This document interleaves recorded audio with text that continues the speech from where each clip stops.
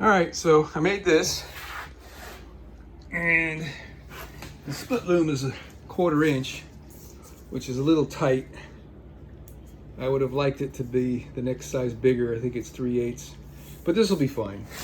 I made sure I put the ground wire where the gap is, just for the heck of it. So this piece here is supposed to go to my fuse panel. That's the longer.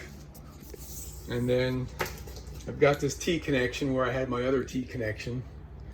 And what I've got going on here is the ground goes down into the T, and then the hot continues down this line, reaches the end and comes back and goes down this line. So the end of this, I got it backwards. The end of this one here, the end of the T, has got 2 gray wires. And that's where the switch is going to go. And then this guy here is going to go down to the pump. So all I got to do now is finagle it in there and tie wrap it in place. And hopefully I made everything the right length. And then we'll be able to butt this up. So this will have a completely separate circuit, separate hot, separate ground for that pump, which is better.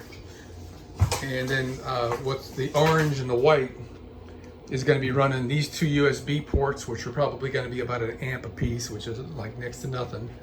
And then it'll also be running the ignition on that, which is next to nothing, and that pump. All right, well, how about that? We've ran our circuit. It's right here. And I tied it in with all the rest, taped all that together. That wood will hold that in place. So here's our leads for our 12-volt power port. Here's our leads for our other 12-volt power port. Here's the wires for the pump. So now we're ready to close this back up again. So I got the T part of that right here, tied in with this, and here it is here. So I think I might put the switch into this piece of wood. And the reason I'm saying that is because there's going to be switches in that piece, and this piece will already be hard enough to put on and take off with the switches down there.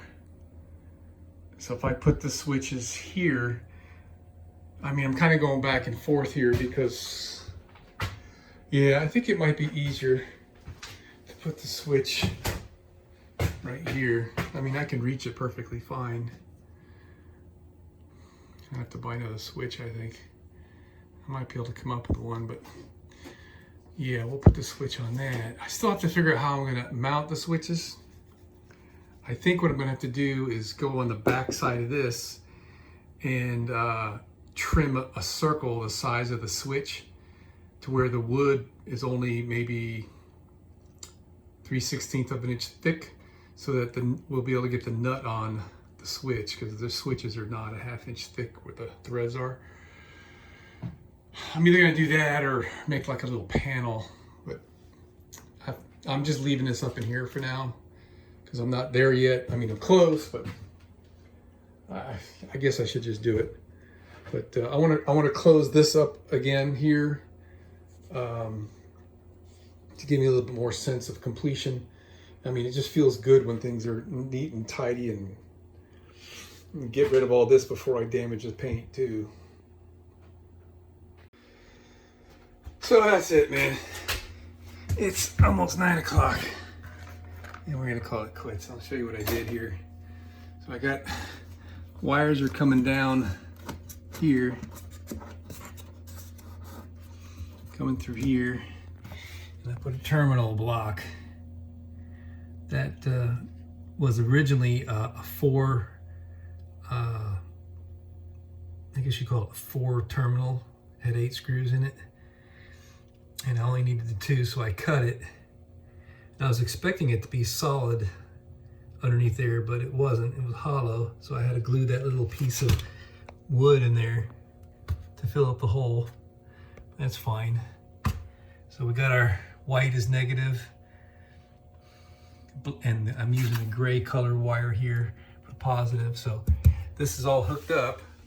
If I had a fuse in there, and these two wires connected together, the pump would run. I think I'll actually play with it, but I'm calling it a night. That's enough. All right.